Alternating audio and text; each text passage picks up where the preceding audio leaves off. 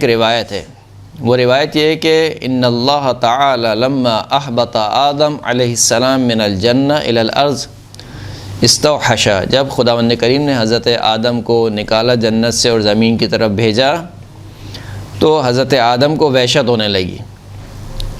وحشت کیوں ہونے لگی؟ پوری روئے زمین پر اکیلے انسان تھے۔ اگر کوئی بندہ ایک اکیلے کمرے میں ہو تو اسے وحشت ہونے لگتی ہے۔ وہ پوری روئے زمین پر اکیلے انسان تھے۔ ایک ان کی زوجہ تھیں حوا، وہ کسی اور جگہ تھیں، اور حضرت آدم کسی اور جگہ۔ تو بہرحال ان کو وحشت ہونے لگی۔ فسأل اللہ تعالی ان یؤنسہ بشیء من اشجار الجنہ، تو بس حضرت آدم نے خداوند کریم سے دعا کی کہ پروردگار جنت کے درختوں میں سے کوئی چیز بھیج دے میری طرف، یعنی اس دنیا میں، تاکہ میں مانوس ہو سکوں، کیونکہ پہلے جنت میں رہ کر آئے تھے، تو جنت کے درختوں میں سے کوئی چیز بھیج دے۔ فانزل اللہ تعالی الیہ النخلہ، تو خداوند کریم نے ان کے جانب کھجور کے درخت کی یا کھجور کا درخت بھیجا۔ فکان یأنس بہا فی حیاتہ، بس جب تک وہ زندہ تھے وہ اس کھجور کے درخت سے مانوس ہوتے تھے۔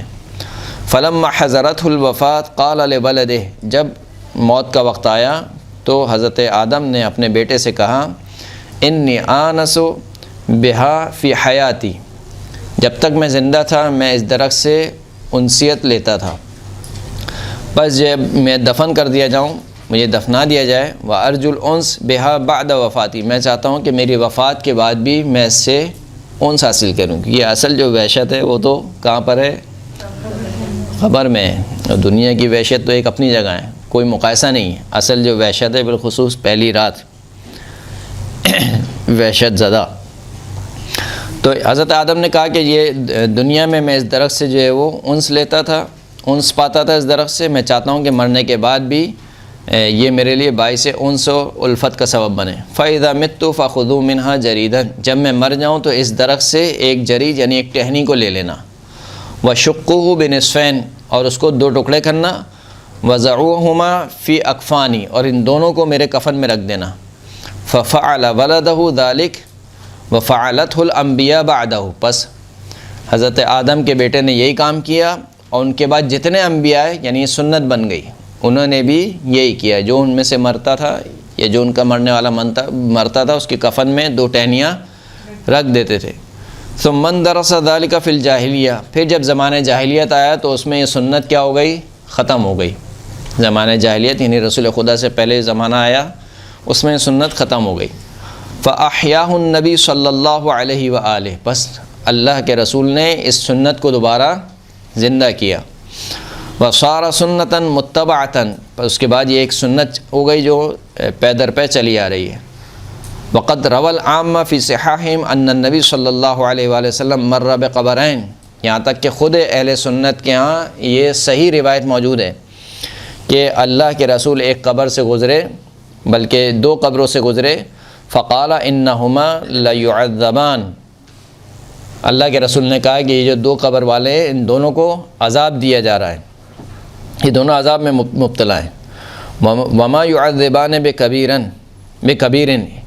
اما احدهما فکان لا يتنزہ من البول واما الاخر فکان یمشی بالنمیمہ، فرمایا کہ انہوں نے کوئی بہت بڑا گناہ نہیں کیا تھا، تو پھر عذاب کس بات کا ہے؟ کہا کہ ایک کا عذاب اس وجہ سے ہے کہ یہ کیا کرتا تھا؟ پیشاب کی طہارت صحیح سے نہیں لیتا تھا، اور روایت میں بھی یہ فشار قبر کا ایک سبب کیا ہے؟ جو شخص پیشاب سے صحیح طریقے سے اپنے آپ کو پاک نہ کرے اس کو فشار قبر ہوگا۔ تو اس میں سے جو ایک شخص تھا وہ پیشاب سے صحیح طریقے سے طہارت نہیں لیتا تھا، اور جو دوسرا شخص تھا کانا یمشی بالنمیمہ، اس کا کام کیا تھا؟ چغل خوری، اس کی چغلی ادھر لگائی، اس کی چغلی ادھر لگائی، ان دونوں کا کام یہ تھا، تو اس وجہ سے ان دونوں کو عذاب ہو رہا ہے۔ وَأَخَذَ جَرِيدَةً رُطْبَةً، پھر اللہ کے رسول نے ایک تر و تازہ ٹہنی کو اٹھایا، فشقها بنصفین، اس کو دو ٹکڑے کیا، وغزر فی کل قبر واحد، اور ہر ایک کو یعنی دو ٹہنی میں سے ایک کو ایک قبر پہ لگا دیا، دوسرے کو دوسرے کی قبر پہ لگا دیا۔